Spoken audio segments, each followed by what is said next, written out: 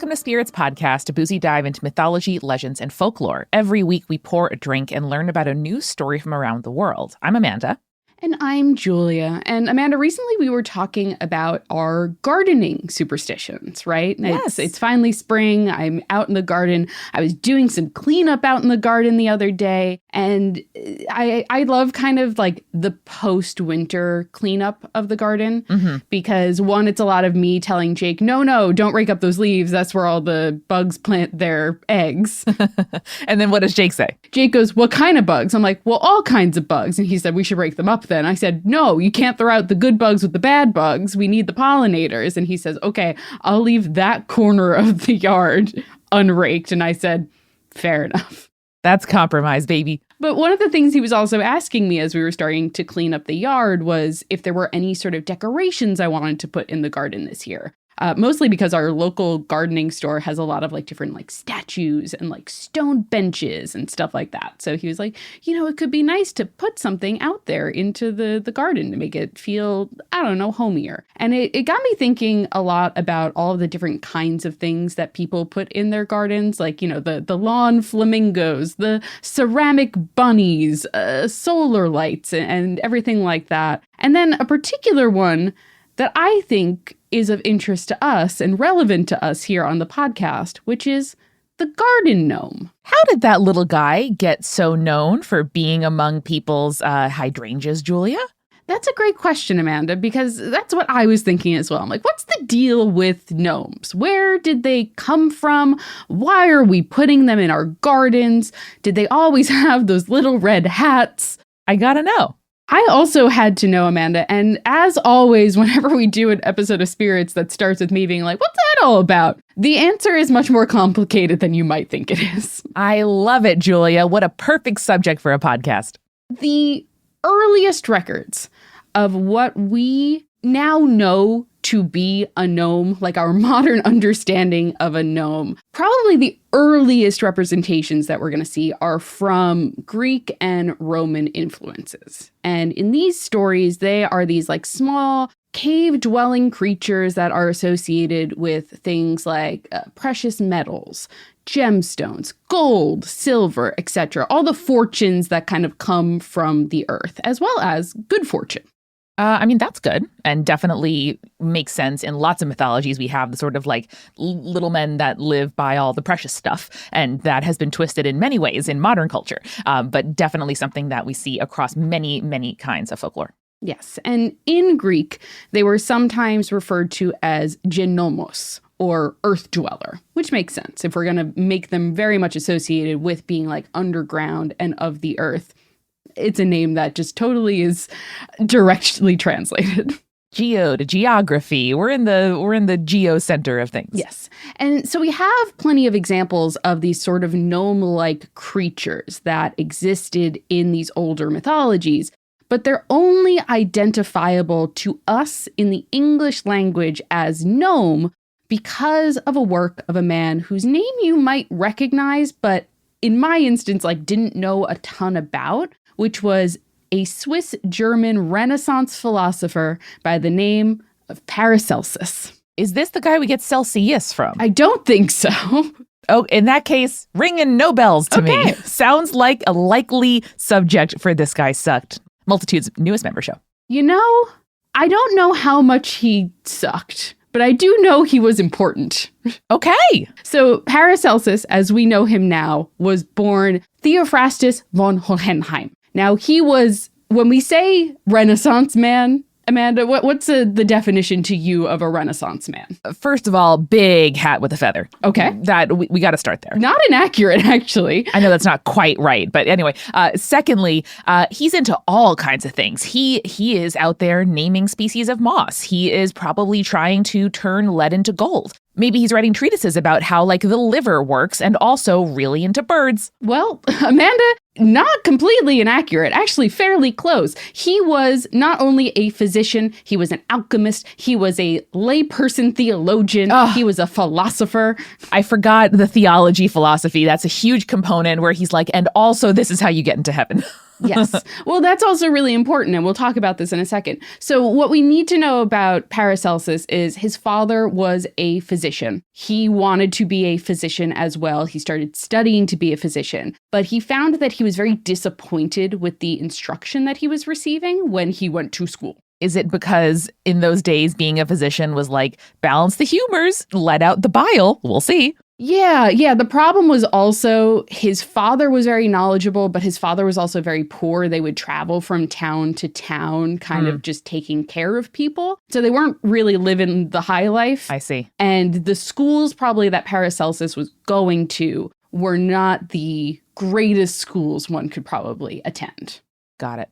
Not happy with the formal education that he is getting, he goes to his father to be like, hey, how did you learn what you are doing right now? And his father taught him, hey, if you want to learn about biology, observe nature, see what's going on, understand literally the birds and the bees in order to understand the birds and the bees. Julia, I really hoped you were going to say from the Gnomes. And his dad was like a strict believer in, I don't know, some kind of knowledge passed on from the good core of Earth itself. But observing nature is a very good second answer. Around like Paracelsus's young adulthood, they moved to a town in Italy that was famous for its mines and its like smelting of metal. And so this is where Paracelsus learned his like core knowledge of chemistry. Cool. And for anyone playing along at home, I am picturing that one island in Spiritfarer where it's like all you like have the gliding and like the zip lining and it has all of those like gold nodes all over the place.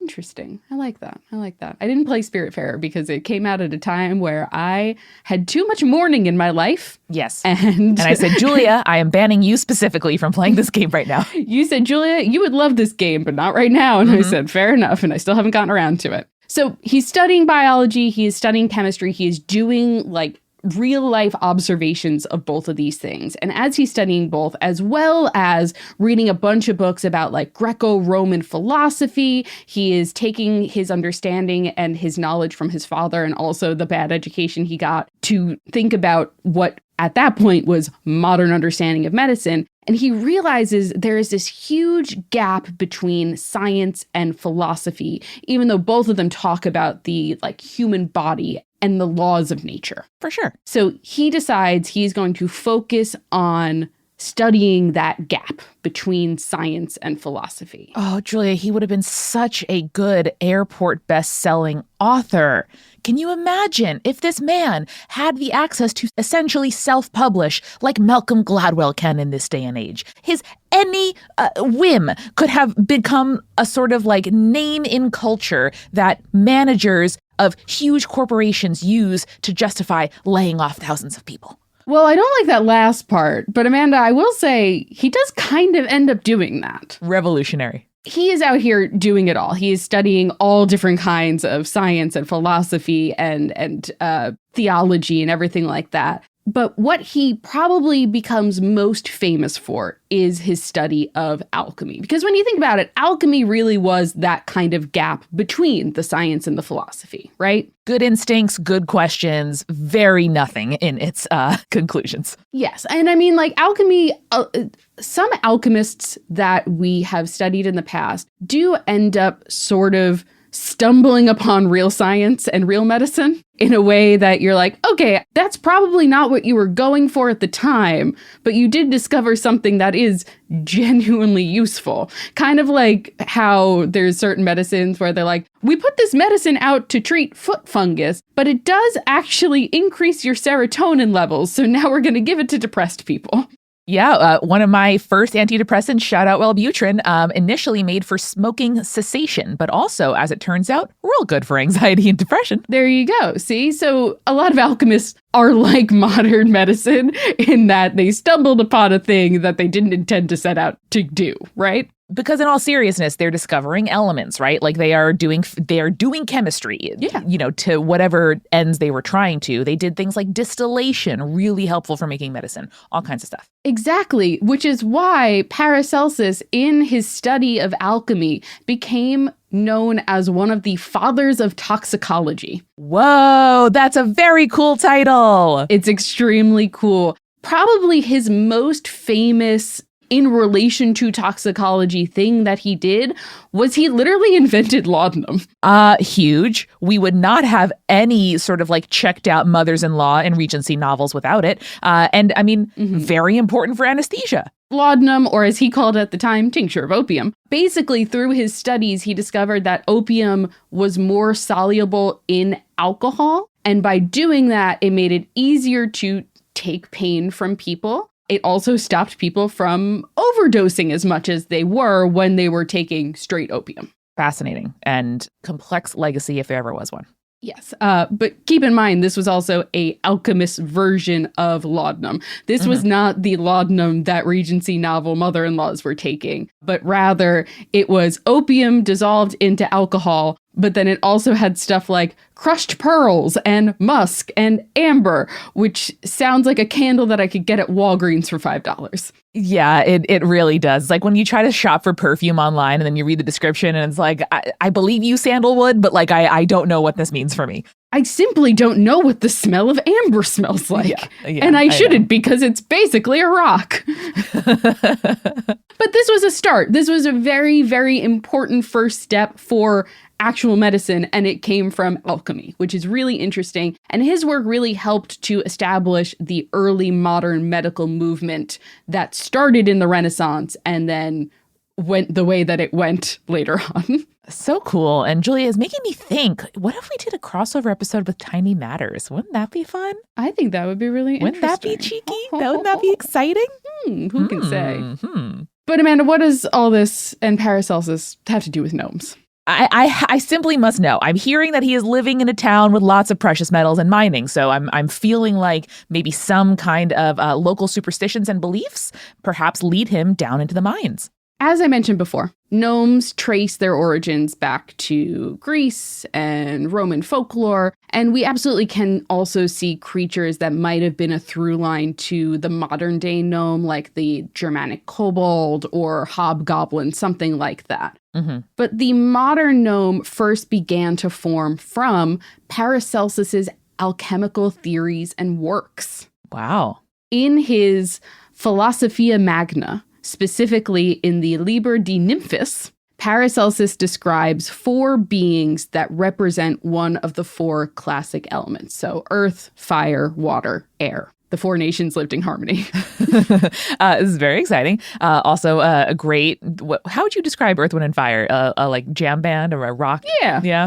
Classic rock. That feels right. Is this a situation where he comes up with sort of like symbols that people are like, saw that guy last week? Sort of. Okay, so this is also falling into the philosophy and theologian part of him as well. So I'm just going to give you a quote directly from Paracelsus because I think this really describes how he is talking about how these are creatures from the past in mythology and folklore, but he, Paracelsus, has discovered what they truly mean and they truly represent, right? Okay, great. Quote, "These are not good names, but I use them nevertheless. LOL."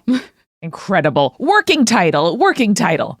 "The names have been given to them by people who do not understand them. But since they designate the things and since they can be recognized by the names, I shall leave it at that. The name of the water people is also Undina, and of the air people, Silvestres, and of the mountain people, Nomi, and of the fire people, Vulcani, rather than Salamandri. Whatever it may be, and however the differentiation may be understood, let it stay." Fascinating and a real kind of like, don't shoot the messenger. I didn't come up with these names. The people did sort of vibe. Yes. And there is also a reason because he takes preferences for some names over other names. So, for example, he likes Vulcani rather than Salamandri, but uses Salamandri a lot in the rest of the designations. Fascinating. So we have these 4 different beings from Paracelsus here. We have the water spirit being the Undine, the air being the Sylph, the fire being Salamander, and of course, earth being Gnome. And we referred to these in the sort of modern day as elementals, but Paracelsus himself saw them more as like a halfway between a spirit and an animal and referred to them collectively as the Sagani. Interesting. Now, he believed that the Sagani were invisible to most humans, but otherwise were physical beings that required the same things to live as other living things. So like food and sleep and shelter, etc. So he goes on to say that they are capable of moving freely through their own elements. So, for example, a gnome, according to Paracelsus, could pass through rocks, stone walls, and soil as if they were a fish in water. Oh my God, really Artemis Fowl coded. Julia, do you remember this?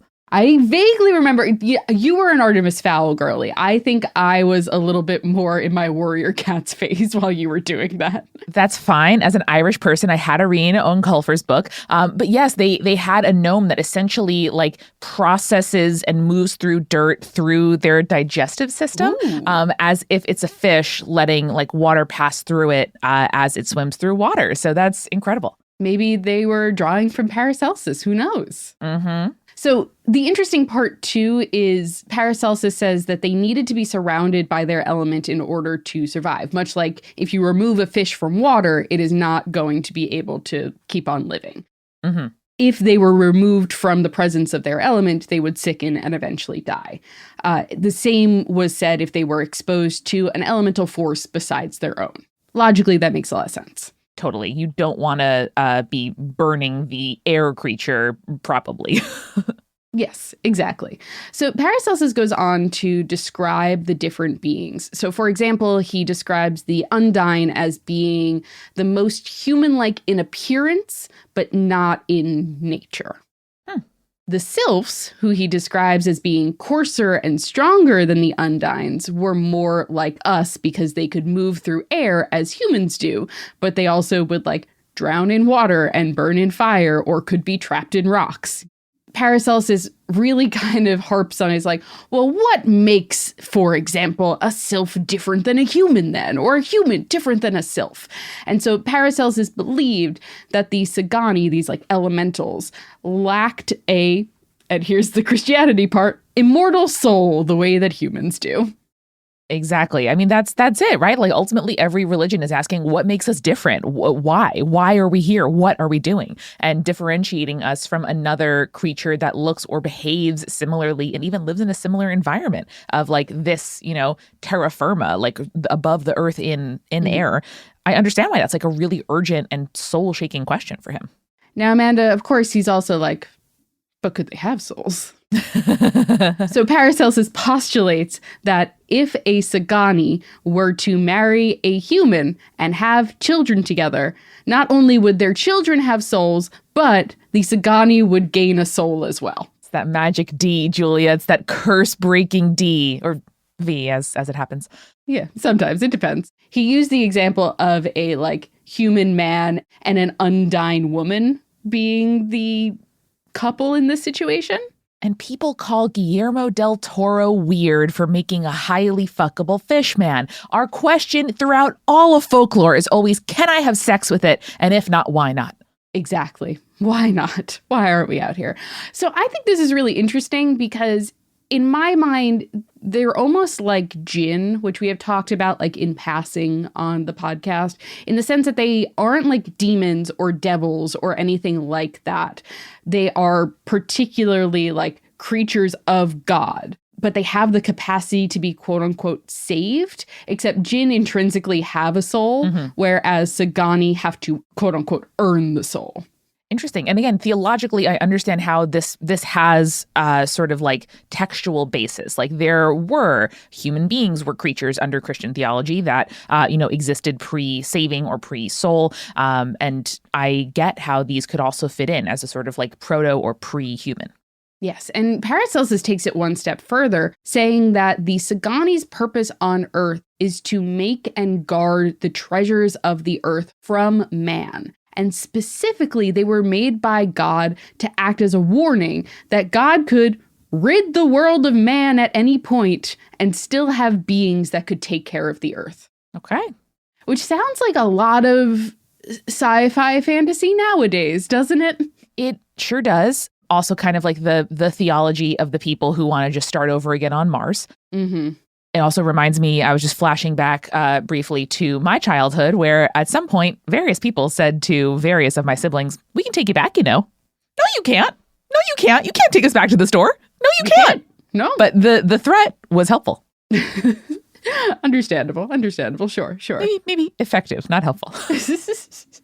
So we can sort of see where the inspiration for these spirits comes from, like where Paracelsus is drawing this from. His undine really resemble the water nymphs of Greek mythology, right? The sylphs are like the dryads and the satyrs, which we've talked a lot about here on the podcast. Pliny the Elder wrote about salamanders in his writing, not the actual like cute little guys you can find at the river, but like the fire elemental salamander. And also many European folklores already connected salamanders with fire, along with a lot of the dragon lore that we saw all through Europe. Where, Amanda, was he drawing from when he was talking about gnomes? I gotta know. Well, you'll find out, Amanda, as soon as we get back from our refill. Shit, I gotcha. What's up, y'all? It's Amanda, and welcome back to The Refill. Thank you so much, Julia, for helping me out the last couple weeks while I have been busier than ever. And thank you so much to the new people who have joined our Patreon as paying members to help us keep the show going. Specifically, thank you to M, Becca and Abby Powell, and White Snake Fairy 26. Now, I'm going to be honest with you guys. I made a typo when I wrote out that list of names. And then when I looked back at my list, it said M, Abby Powell, Becca and the White Snake.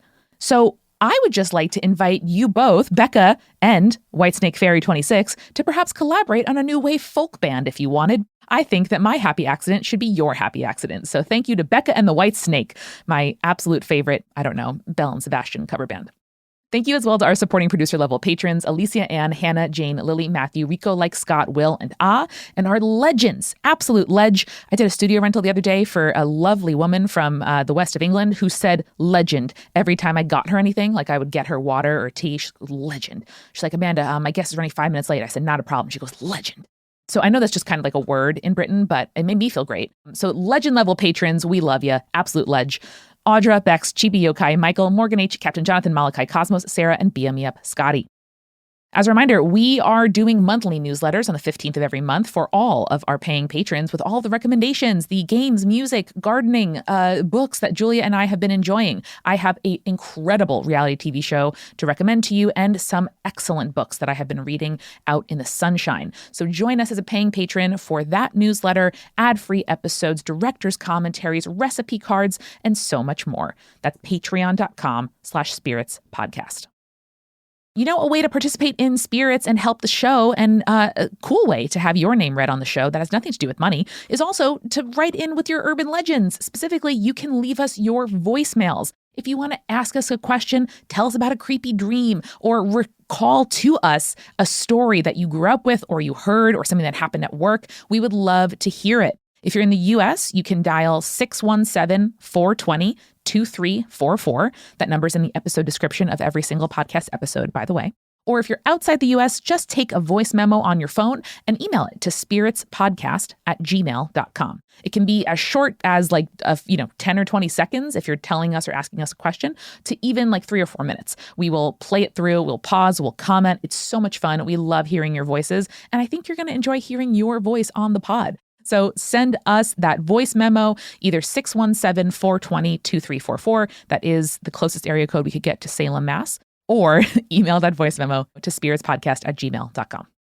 If you are loving spirits, which I know you are, you're listening to the mid-roll, like you're true blue, you are also really going to enjoy This Guy Sucked. It is the newest member podcast here at Multitude, and it's a history podcast by and for haters. Join historian Dr. Claire Aubin and a new expert every week to pull back the scholarly curtain on some of the world's biggest bummers. No dead person is safe, and the show's guests prove that the best part of understanding the past is criticizing it. There are new episodes every Thursday on figures from Charlemagne to Carl Schmitt, and every episode gives you the ammo you need to, next time one of these names comes up, be like, oh, that guy? The worst. And you'll have specific things that are also very fun to hear about and recount. I promise you're going to love it. New episodes every Thursday wherever you get your podcasts. We are sponsored this week by Tempo. Now, I've been doing a lot of driving recently. I've had a lot of long days. And so when I get home and I just need to eat something before I pass out, I am looking for something quick. Even making tuna salad is a few steps too long and definitely a few minutes too long for me. And when you think about fast food, you probably think about like drive-through fried, like something that like is ultimately frozen and then they just kind of like deep fry it, whatever. But if you're on a tight schedule and have to save time, you have options. And one of those options could be Tempo. They provide you with protein-packed fuel to save time without compromising the way you like to eat. Specifically, they're a weekly delivery service that delivers chef-crafted meals from a dietitian-approved menu fresh to your door. Every single thing is fully prepared and can be heated in the microwave in just 3 minutes. Honestly, I ate some of them cold. They're pretty good. And Tempo offers a variety of meals depending on how you like to eat and what your goals are. So if you want a protein-packed option, that's one. There's calorie-conscious, carb-conscious, fiber-rich. That's something I've been thinking more and more about. I went to my checkup the other day, just here in the Tempo ad about my fiber journey. And my doctor was like, "Are you still avoiding fibrous foods for your IBS?" And I was like, "I mean, a little, but..." And she goes, "You need the fiber." And I said, I know, Danya. Thank you. So for a limited time, Tempo is offering my listeners 60% off your first box. Go to tempomeals.com/spirits. That's tempomeals.com/spirits for 60% off your first box. tempomeals.com/spirits. Rules and restrictions may apply.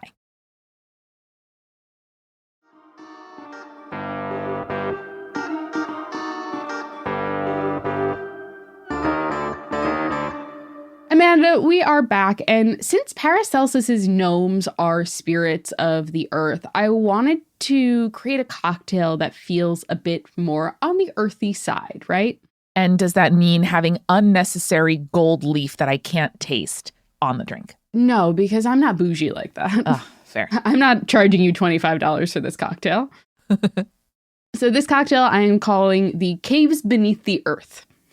So it uses sotol, which is similar to tequila and mezcal, but it has a little bit more of an earthy flavor. Like I almost consider it like if whiskey and mezcal had a baby. Cool. Now, I would recommend combining this with lime juice and then a herbal simple syrup of your choice.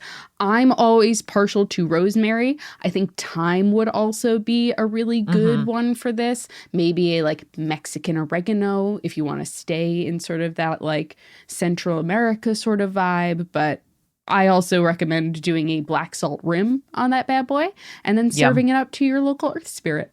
Thank you so much. I'm happy to share with you, gnomes. Yes. Oh, I don't know how the gnomes would feel about an alcoholic bevy like this. I think in my mind, they're much more, rustic. I'm going to have an ale and that's about it sort of vibes. But an ale, a mead, something like that. Exactly. So Amanda, with our drinks in hand, let's talk about where Paracelsus was pulling his inspiration for his gnomes from. So much like his inspiration from the Undine and the Salamanders and the Sylphs, his influence seems to have come from Greek mythology, from a very specific description of a mythological group of creatures mentioned in the Iliad, as well as a lot of different myths, and that is the Pygmies.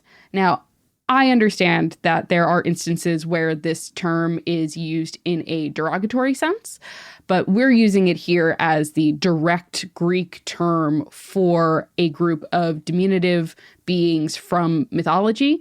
And this group has nothing to do with the extremely outdated terminology used by Victorian colonizers to describe groups from the Congo Basin, for example. Gotcha. Yeah. So the name translates from Greek to fist, or specifically distance from elbow to knuckles. Getting a eugenics vibe, but let's keep going. Yes. So in the Iliad, they are described as beings who are less than 3 spans in height. And a span is specifically the distance between the tip of the thumb and the little finger on a spread out hand. Julia, of course, this is how all horse girls measure horses, is in hands or sometimes spans. So this part I am oriented to. Yes. So in my mind, that is about 1.5 feet, if I had to guess. It wildly varies, and it's probably based on one king's hand size. Based on my hand size, that's about 1.5 feet to 2 feet. Cool. Let's say. In the Iliad, they are described as living in a remote mountainous region where every winter they went to war with the cranes that would migrate into their lands. You'll see a lot of art of them in Greek pottery. Nearly every time on the pot, they are fighting a flock of herons or cranes. I mean, I would also be pretty surprised to see that on a vase. And that makes sense to me as an image you would repeat again and again. Because you're like, who are those guys again? Oh, the ones that have to punch the birds. That's right. That's right. Yeah, hold on. Let me pull up a thing for you to see what I mean. There's a penis out. It's not safe for work, but I do want to share it with you, Amanda, real quick. You know, I have to say, the penis is very artistically rendered.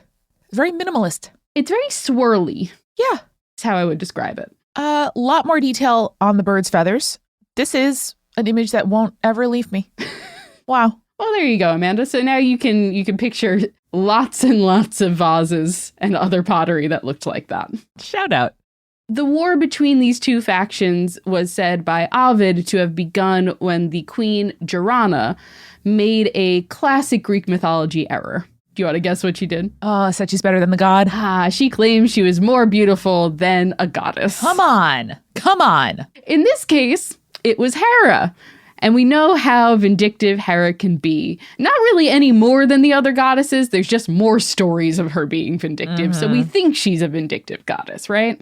You know, that's good historiography, Julia. You're telling us about the hows and whys of what we associate different adjectives with different people in folklore. Exactly. So Hera transformed Joanna into a crane for her hubris. Pliny the Elder goes on to say that they would lead regular raids on the nests of the cranes that occupied the area. And of course, we have to have a direct quote from Pliny the Elder. It is reported that in springtime, their entire band, mounted on the backs of rams and she-goats and armed with arrows, goes in a body down to the sea and eats the crane's eggs and chicks, and that this outing occupies 3 months, and that otherwise they would not protect themselves against the flocks of cranes that would grow up, and that their houses are made of mud and feathers and eggshells. I mean, you can't blame the birds for being pissed after that. Yeah. But Julia, what came first? The egg-acide or the bird attacks? I have to assume it was the bird attacks. I also have to imagine the bird attacks. Maybe the first bird was confused. Maybe the first bird was their queen, and they were very confused as why this bird was trying to give them orders, and they said, "Don't tell us what to do, bird," and then they attacked her. Yes.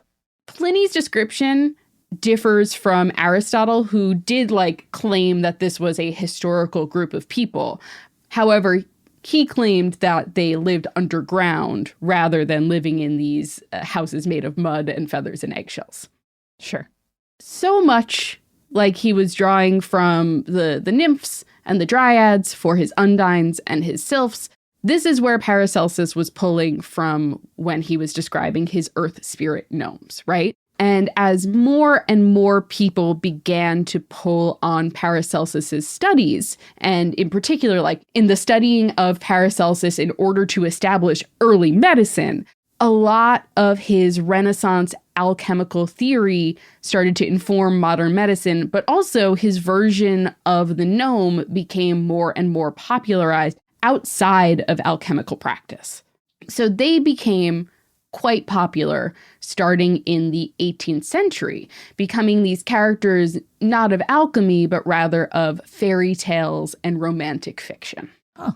Now, admittedly, we do see a lot of liberties taken from the gnomes of these stories compared to Paracelsus's gnomes, but something they always retained was their size, as well as their association with the earth and the underground. That makes sense to me. Now, the term gnome was first probably introduced to many readers by a satirical, heroic narrative by the poet Alexander Pope called The Rape of the Lock. Not rape in the sexual assault sense, but rather from the Latin word rapere, meaning to snatch or carry off something. Oh, that explains why I'm sometimes like, why are you using that word like that? Yeah. Interesting. And that checks out from reading the actual text and being like, okay, no one was sexually assaulted here. Literally, the poem, again, it is a satire, tells of an incident in which a woman named Arabella has a lock of her hair stolen by a suitor. Gotcha. And this incident, again, because it's satirical, leads to an ongoing feud between Arabella's family and the suitor's family. It's pretty good. It's pretty good. Now, basically, Pope takes something as inane as a lock of hair being taken, and he blows it up to this epic proportion, kind of comparing it to the feuding of the Greek gods, who are represented in the story not by any Greek gods that we know by name, but rather by Paracelsus's elementals. Gotcha. Oh man, you can really tell when something in pop culture was from like a fairly moneyed British guy who like read a specific set of books and then it yielded this. Yeah. Oh, Amanda, I love when your English major brain comes out because yes, exactly. So in this case, it's gnomes as earth spirits warring with the sylphs as air spirits, battling feudally to exert influence over this lead character, Arabella. And of course, Amanda, I got a little poetry corner for you here, just to show you how Pope goes about describing these elemental spirits. Let's go. For when the fair in all of their pride expire, to their first elements their souls retire. The sprites of fiery termagants in flame mount up and take a salamander's name. Soft, yielding minds to water glide away and sip with nymphs their elemental tea. The graver prude sinks downward to a gnome in search of mischief still on earth to roam. The light coquettish in sylphs aloft repair and sport and flutter in the fields of air. I am kind of into this. I like the idea that we may, return in some way to our dominant element when we pass away. Isn't that beautiful? Where do you think you would go, Amanda, based on Pope's descriptions of the elementals here? I'm a water sign, so that strikes out. I don't know if I'm like a pliable mind necessarily, but I like to think I can be convinced and, change my mind and all of that. I like to learn. I feel like I want to do the sylphs of the air. Yeah. But I am drawn a little bit more to the water element here. Like I get to sip my elemental tea with the nymphs. Hell yeah, dog. I'd love to do that. That sounds great. Sounds very relaxing. Yeah. It is because of Pope and the popularity of the Rape of the Lock that we get the exposure of the term and description of gnome to the general public. Now, Pope decided to include gnomes in the poem after reading a French book called Les Contes du Giblet, which was also a satirical work. So it was kind of structured as a conversation between a student of esoterics describing the mysteries of the world to the author. And it was originally published anonymously, though it was later revealed to be the work of an abbot named Nicolas Pierre Henri de Montfaucon de Vallard. Damn. Now, modern scholars believe that de Vallard was attempting to satirize Paracelsus's work, but it was taken at face value when it was published instead. Ah, classic. So whether Pope also took it at face value or if he saw it as the satire that it was is not really clear to us now to this day. But what is clear is that it introduced him to the idea of the gnome. And in this piece, they go on to describe gnomes as well as the other spirits from Paracelsus, but here's the portion on gnomes from Les Contes du Giblet. The earth is filled almost to the center with gnomes or faries, a people of small stature, the guardians of treasures, of mines, and of precious stones. They are ingenious, friends of men, and easy to be commanded. They furnish the children of the sages with as much money as they have need of, and never ask any other reward of their services than the glory of being commanded. Now, this is interesting because I think it's Greek, so it should be the Nomides, or the wives of these gnomes, are little, but handsome, and their habit marvelously curious. Interesting. I'm seeing so many qualities that I can now trace to damaging stereotypes and other just like high fantasy tropes that are pulling from this central description. Yes. And I think this is very interesting because this, alongside Pope's poem, really did sort of popularize this image of the good-natured gnome, right? It makes it very identifiable to the average person. it is not a deep description, it's not a complex one that we're like, but really, if we dig further, our stories of gnomes, are they always like this? Are they always friends of men? Are they always easily commanded? Do they give without asking for anything in return? However, these works of fiction, because that's what they are, in turn helped to include gnomes a lot more often in our folklore and fairy tales, especially as we're starting to get out of the 18th century into more Victorian era, where we're seeing the spread of fairy tales in fairy tale books and everything like that. And I think that is really interesting because it is becoming extremely popularized at this point. What we're seeing in these works of fiction is also not exactly the garden gnome that you're picturing in your head, is it, Amanda? No, it's not, because those guys are really focused on the mischief, in my recollection, or at least in pop culture. And they may exist, you can maybe appease them, but I sort of picture someone reaching an armistice, reaching a détente with the gnomes, where they're not there to just helpfully bring forth the best of the earth. And they're instead something you have to kind of pacify or deal with. And I am really excited about that, because not only is the image of the gnome not exactly what we're picturing, and the personality of the gnome not exactly what we're picturing. And the reason behind that, Amanda, is there is a whole other influence outside of Paracelsus that we haven't even gotten to yet. Oh my God. Which is why, Amanda, next week, we're going to be talking about the Nisa of Norway and some of its other Scandinavian cousins, and how that is also the basis for the gnomes that we know today. Oh, I can't wait. A two-parter. Not every day on Spirits Podcast do you get a two-part episode. No, you do not. So, gang, I can't wait to talk to you more about this next week. I'm really, really excited. We haven't done a two-parter in a really long time. So I'm going to leave this on a little bit of a cliffhanger for us. And remember, next time that you go hunting for cranes, stay creepy. Stay cool. Later, satyrs.